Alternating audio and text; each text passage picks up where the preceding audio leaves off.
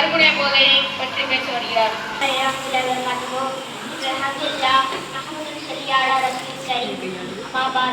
எடுத்துள்ள தலைப்பு நற்குண போதனை. நல்ல விஷயை கற்பிப்பது மௌனமாக இருப்பதை விட சிறந்தது.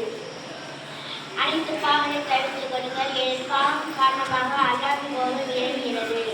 எவர் பெருமை பெற அவர் அல்லாஹ் தஆலா கேவலப்படுகிறான்.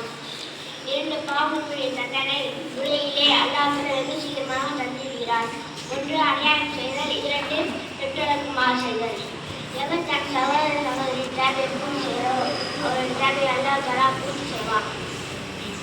ஒரு எதிரும் சிறுமுறை ஏற்பட்டால் நிச்சயமாய் ஓதி வருகிறார்.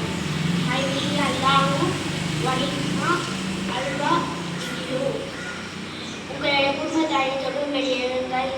அதன் மீது உங்கள் மீது இயக்குங்கள். ஒருவர் பயிற்சி கொள்ளாதீர்கள். இன்னும் ஒருவர் தீய பெயரை கொண்டு அழைக்காதீர்கள். எவர் பொறுமையை விட சிறந்த நன்மை வேறு எதுவும் இல்லை. கர்மம் பொழுதை விட கெட்ட பழக்கமாகும். எல்லாம்